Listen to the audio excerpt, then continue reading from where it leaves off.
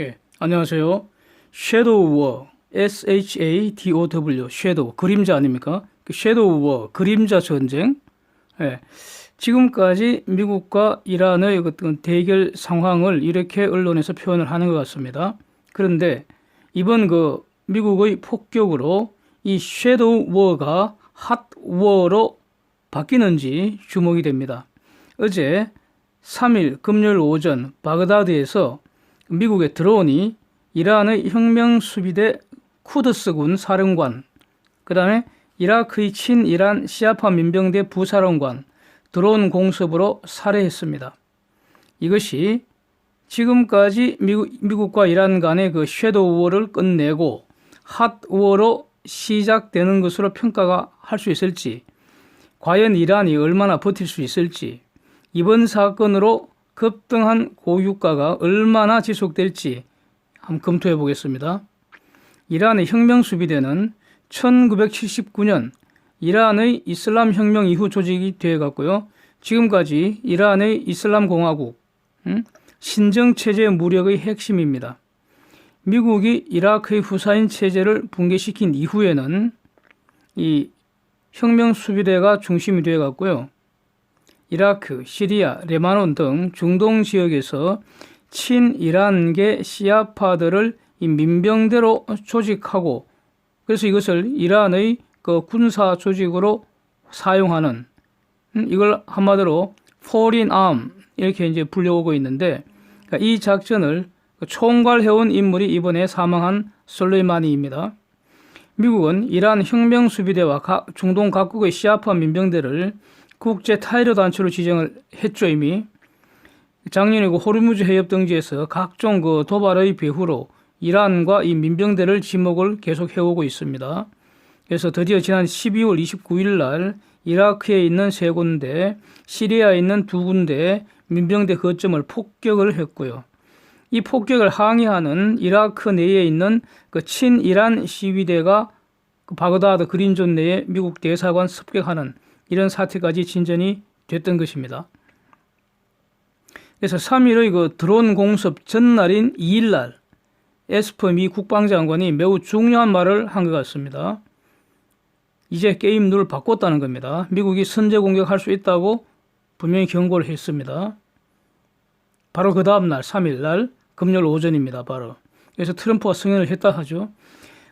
바그다드 공항을 빠져나가는 차량이 2대 있었는데 앞쪽 차량에 솔레이마니하고 알 무한디스 이 2사람이 탑승을 하고 있었고요. 여기에 미사일 2발이 맞았고, 두 번째 차량에 경호원들이 타고 있었다고 합니다. 여기에는 로켓포 1발이 떨어졌다고 합니다. 이란 측은 미군의 헬리콥터 공격이라고 이렇게 말을 하는데, 보도에 보면 펜타곤에서 드론으로 공격했다고 확인을 했다고 합니다. 이번에 미국의 타겟이 되었던 솔레이마니하고 알 무한디스가 어떤 인물인지 간단히 보겠습니다. 솔레이마니는 1998년 이후에 쿠드스군 사령관이 되었습니다. 이 쿠드스군이라는 것은 이란 이슬람 공화국의 정예부대가, 그러니까 이란 혁명수비대인데, 혁명수비대 중에서도 최정예 부대가 쿠드스군이라고 이렇게 얘기를 합니다. 그 사령관이라는 거죠. 미국은 이 혁명수비대 자체를 국제 테러 단체로 지정을 한 상태입니다. 그래서 이 솔레이마니가 이라크 후세인 체제 붕괴된 이후부터, 후세인 체제가 수니파였잖아요. 그래서 당시에는 이란하고 이라크가 전쟁도 하고 그랬죠. 그래서 그 수니파 체제가 몰락하고 나니까 시아파 세력을 규합을 해서 이 솔레이마니가 친이란계 시아파 민병대를 조직하고 지휘하는 지금 그런 책임자라는 겁니다. 그래서 이 솔레이마니를 이스라엘과 이런 서방 등에서 20여 년간 지금 추적을 해왔다고 합니다. 여러 차례 공격을 했는데 용케 살아남았다고 합니다. 이번에는 피할 수가 없었던 것 같습니다. 알 무한디스라는 사람은 이라크 내에 있는 친이란계 시아파 민병대, 그거를 카타이브 헤즈볼라라고 부르는데, 이거 설립자이면서 부사령관입니다. 즉 헤즈볼라가 이라크에 있는 것은 카타이브 헤즈볼라 이렇게 부르고요. 레바논에도 있고 시리아에도 있고 이렇다는 거죠. 그리고 이 카타이브, 이라크에 있는 이 카타이브 헤즈볼라는 레바논에 있는 그 헤즈볼라한테서 그 군사훈련을 받고 있다고 합니다. 네. 이 카타이브 헤즈볼라는 2009년 이후로 테러단체로 지정이 되어 있고요. 그래서 이번에 미군 기지에 대한 그 로켓 공격, 그 다음에 바그다드 미 대사관 습격 사건의 배후로 이미 지목이 됐습니다. 그래서 그리고 알 무한디스는 1983년 그때 그 쿠웨이트 내에 있는 미국과 프랑스 대사관 그 폭발 사건 그 책임자로 2007년에 이미 쿠웨이트 법원에서 사형이 선고된 인물입니다.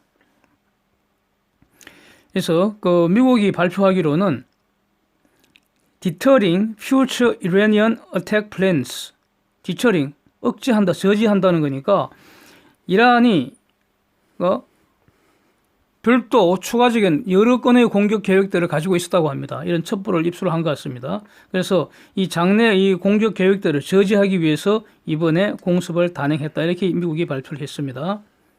그래서 물론 이 공습 전에 이란 측 추가 공격이 있을 거다 이런 미국에서의 경고가 계속 보도가 되고 그랬었습니다. 예, 그래서 다른 보도들을 다 종합을 해보면은 이 어택 플랜스라는 거 여기에는 미국 사람들에 대한 어떤 그 공격 계획이 포함되어 있었던 것 같습니다.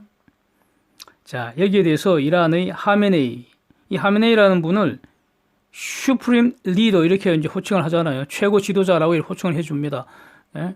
이란의 공식적인 대통령은 로하니 아닙니까? 국민이 직접 뽑은 대통령은 로하니인데, 그러니까 실질적인 궁극적인 힘은 이 슈프림 리더 하메네이가 행사하고 있죠. 그래서 신정 체제, 일종의 신정 독재이죠.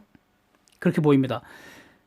당연히 하시 레빈지, 아주 끔찍한 보복을 맹세를 했습니다. 지하드 오버 레지스턴스를 선포를 했습니다. 이 지하드 오버 레지스턴스, 이 저항의 성전 이렇게 번역을 해야 될 것 같은데, 하여튼 이 지하드에도 종류가 몇 가지로 나누어지는 모양입니다. 그 중에서도 레지스턴스, 지하드 오버 레지스턴스를 선언을 했습니다. 아마 지금 그 3일간 그 국가 차원의 애도 기간을 이제 선포를 했는데 하메네이가 이거 끝나고 본격적인 보복 작전이 전개되지 않겠습니까? 그래서 이런 상황에서 미 국무부가 미국 시민들은 즉시 이라크 떠나라 이렇게 그 성명서를 발표했습니다. 한번 보십시오, 사진. 그래서 향후 전개되는 양상은 3일간 이 애도 기간 끝나면 이란 측 강력한 보복이 있을 것으로 봐야 할 것 같습니다. 이란은 신정체제입니다. 그리고 이라크, 시리아, 레바논 등등 중동 내 시아파 종주국을 자처하고 있습니다. 그 말은 결국 그 지역의 그 패권자 행세를 하고 있는 거죠. 그 다음에 이를 더 강화하려고 하고 있는 거죠. 자, 이런 것이 지금 이슬람 공화국의 그 정권을 유지하는 어떤 그 동력입니다, 동력. 그래서 지금 그 미국의 공격이 확인이 되었고요. 하메네이가 직접 그 혹독한 보복을 천명을 했고요. 지하드를 선언한 상태이기 때문에 만약에 보복을 안 하면 하메네이 리더십에 타격을 받게 되는 것이죠. 그 다음에 보복하는 것이 그 지금의 그 체제 그 엘리트들 자신들의 입지를 유지하는 길이기 때문에 분명히 보복을 할 것으로 저는 봅니다. 문제는 그 보복의 징조가 보이면 미국이 계속 선제 타격할 가능성이 높다는 거죠. 예. 이미 게임 룰을 바꿨다고 선언을 했습니다. 그래서 한 번 뺀 칼을 다시 칼집에 넣지는 않을 것 같습니다. 자, 이런 상황입니다. 그래서 길게는 1979년 이후에 한 40년간 이란이 제재를 받고 있고요. 그래서 JCPOA 2015년인가요? 그때 체결된 그 JCPOA 때문에 약간 그 완화되기도 했지만은 그 2018년에 미국이 JCPOA를 탈퇴를 해버렸고요. 그 다음에 제재를 복원을 한 거죠. 그러니까 이제 그래서 긴장 관계가 계속 그 지속되어 오고 있는데 이런 상태를 뭐 냉전, 콜드 워도 아니고 또 섀도우 워라는 새로운 말로 표현을 했습니다. 언론에서.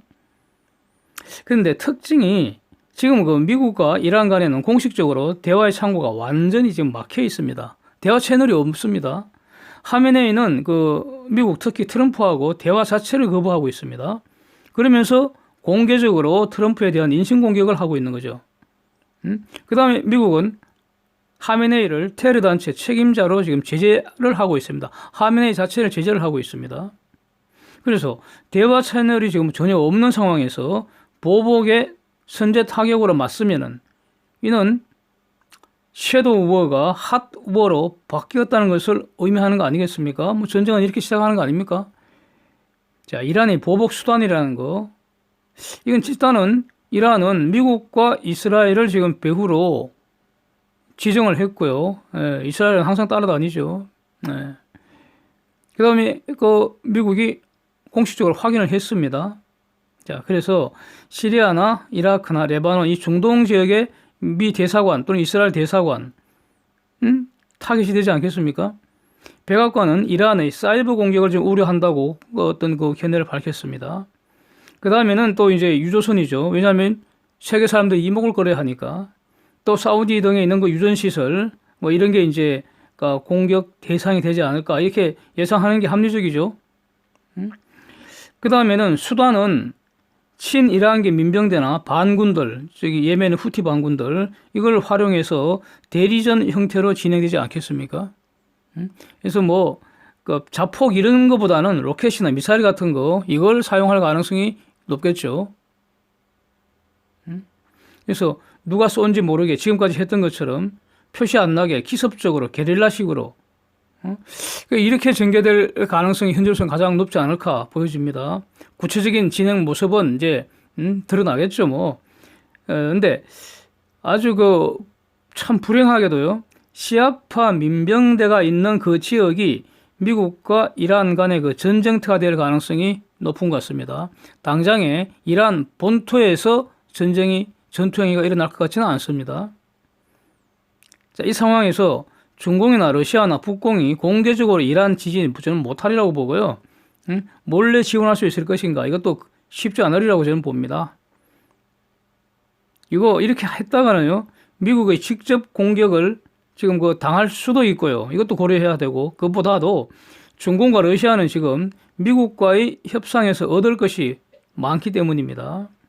중공과 러시아는 미국과 협상을 해야 합니다. 특히 미중 간에는 페이스 2딜 이하가 지금 대기하고 있잖아요. 그래서 미국이 이란 국내를 직접 타격할 가능성도 저는 배제할 수 없다고 봅니다. 공격 책임자 처단을 위해서 필요하면은 때릴 수 있다고 봅니다. 치고 빠지면 될 거고요. 그래서 미국이 당장에 대규모 지상전을 전개하지는 않겠죠. 지금처럼 foreign arm, 즉 중동 거점 지역의 친이란 시아파 민병대, 이미 테러 단체로 지명되어 있는 이런 단체들 핵심 인물들을 제거하는 방식으로 와해시키는데 주력하지 않을까 이렇게 보여집니다. 이란 본토는 제재를 더욱 강화할 가능성이 높겠죠. 하여튼 이번 사건 이후로 중동 지역에 3,500명 정도 미군을 추가로 디플로이 전개한다고 합니다. 보호 차원이겠죠. 그래서 쟁점은 이거 같습니다. 이란이 과연 얼마나 버틸 수 있을 것인가. 이것은 미국이 일단 얼마나 효율적으로 각 지역별 시아파 민병대 무력화시키는가, 여기에 상당히 달려있지 않을까. 또 이란 국내에 있는 반체제 시위, 이 전개 양상도 중요한 변수가 될 수 있을 것 같습니다.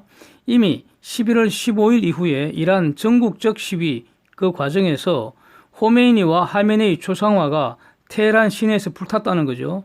그리고 신정체제 종식을 요구를 했다는 겁니다. 그래서 시위로 흥한 체제인데 이슬람 공화국은 과연 시위로 레짐 체인지 될 수 있는지 지금 주목되는 그런 상황입니다. 미국 입장은 이제는 좀 더 이상 시간을 질질 끌면 좋지 않을 것 같습니다. 이미 40년 이상 제재가 되었고요. 그래서 지금 그 제재 상황 좀 끝내고 이란을 정상 국가로 시장에 편입시키는 것이 미국의 패권 장악력을 확인을 해주는, 그리고 또 강화해주는 그런 것이, 그런 기회가 되지 않겠습니까? 이렇게 하려면은 그 전제가 이란의 핵 등 대량 살상 무기 문제가 승결돼야 할 거라고 봅니다. 그런데 지금의 그 신정 체제로는 협상이 불가능하니까 결국 말로 안 되면 힘으로 해야 될 거 아닙니까? 예? 그래서 이번 그 미국의 공습은 이란 레짐 체인지 시작하는 거 아닌지, 아니 시작한다기보다 시작되는 거 아닌지, 이렇게 주목이 저는 되고 있습니다.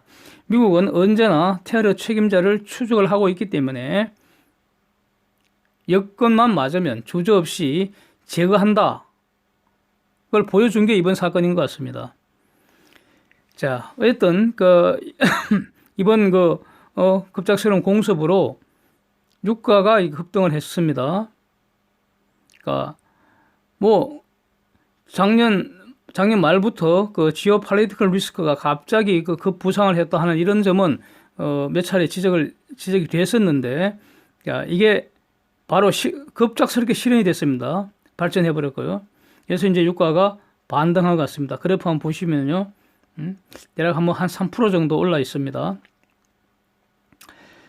그래서 이란이 천명한 보복이 유조선이나 정유시설 등을 타격할 수도 있겠다 하는 이런 걱정을 반영한 거 아니겠습니까? 그런데 이 원유 선물 시장은 대표적인 파생 시장입니다. 그리고 이 파생 시장의 속성이 외부 충격 급변 상황이 발생하면은 청산 거래가 확 발생하죠. 그래갖고 거의 대부분 오버슈팅이 일어나게 됩니다. 그래서 지금은 숏 세력들이 후퇴를 해야 하기 때문에 위로 한번 팍 솟아 오른 것 같습니다. 그런데 실물 유가 시장 실물 차원에서 본다면 이란의 보복으로 상당 기간 공급 부족을 초래할 정도가 돼야지 저런 고유가가 타당하게 되지 않겠습니까? 이 정도 대규모 보복을 이란이 만약에 실행을 해버린다면은, 그러면 이란 정권에 대한 국제사회의 대규모 개입을 초래할 가능성이 아주 높아지죠. 그리고 바로 이 점 때문에 이란의 현 체제도 이런 건 감당을 못할 거 아닙니까? 그리고 또 이란도 대규모 원유 시설이 많기 때문에 이란이 때리면 지들도 얻어맞게 되잖아요. 그래서 기름 관련해서 대규모 보복 공격은 상대적으로 실현 가능성이 낮지 않을까. 그렇다면은 미국을 바로 공격할 수 있는 사이버 테러라든지 아니면 이라크나 레바논이나 시리아나 이런 미국 대사관이 있는 지역, 이스라엘 대사관이 있는 지역에서 미국과 이스라엘 사람들을 직접 대상으로 하는 이런 모습으로 전개될 가능성이 오히려 더 높지 않은가. 괜히 석유 시설을 갖다 건드려 버리면, 그것도 심각한 타격을 줘버리면은, 타격한다고 위협은 할 수 있겠지만 실제로 대규모로 타격을 해버리면은, 그러면 이란도 그렇게 당하게 되고 이란의 원유 시설뿐만 아니라 이란 체제 자체가 위험해지기 때문에, 그런 거는 저 사람들도 매우 합리적으로 움직일 사람이기 때문에 그런 일은 좀 가능성이 낮지 않을까, 이렇게 본다는 겁니다. 그래서 하여튼 지금 상하로 변동성이 매우 큰 상황이 됐습니다. 그런데 위로 현재 상태, 유가 급등한 것이 계속 올라갈 가능성보다는 오히려 저는 근저에 있는 의외로 이 레짐 체인지가 빨라질 가능성, 이걸 저는 열어두고 싶습니다. 만약에 레짐 체인지가 정말로 좀 빨리 진행이 된다면은, 새로운 이란이 미국과의 대화 가능성이 제기가 되면은, 그러면 급속한 반전이 일어날 수도 있을 거 아니겠습니까? 전쟁 상태는 언제나 과도기 상태입니다. 이게 본질입니다. 전쟁의 본질은 과도기 상태입니다. 그리고 전쟁에서 지는 쪽은 체제가 바뀌게 됩니다. 즉, 전쟁은 체제 변혁의 가장 최후의 수단입니다. 그런데 이란에 대해서 이 수단이 사용된 것으로 지금 보인다는 점입니다. 그런데 미국과 이란이 전쟁을 하면은 이란이 이기겠습니까? 그래서 미국의 체제가 바뀌겠습니까? 네? 이러한 체제가 변할 것으로 베팅하는 것이 현명하지 않겠습니까? 그렇다면 이것은 이란의 40년 신정 독재가 끝장나고 시장이 열린다는 것을 의미하는 것입니다. 이것은 장기적이고 구조적인 호재가 될 수 있습니다. 결론적으로 최근 외부적인 그 돌발 악재로 유가가 급등하였지만은 이것이 계속 오르기는 힘들 것으로 보고요. 높은 상태로 장기간 유지되기도 힘들지 않을까? 그렇게 기본적으로 저는 이렇게 보고 있습니다. 그러나 이제 움직임은 항상 주목해야겠죠. 기름 시장에서는 수요보다 공급 능력이 월등히 많다는 점을 기억을 해야 할 겁니다. 예. 지금 올린 그 사진 보시면요, 네이버 날씨 예보하는 곳입니다. 요즘은 제가 눈 뜨면 여기부터 먼저 방문합니다. 가장 먼저 여기부터 갑니다. 미세먼지 좀 약해졌는데, 미세먼지 초미세먼지는 오늘도 뭐 하루 종일 빡빡하다는 그런 내용입니다. 과연 앞으로 이 미세먼지 문제 해결될 수 있을지, 참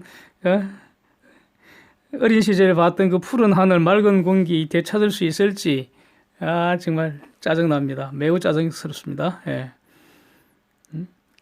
살아오면서 잃어버린 것이 정말 너무 많은 것 같습니다. 예. 이상입니다. 오늘도 함께해 주셔서 감사드립니다.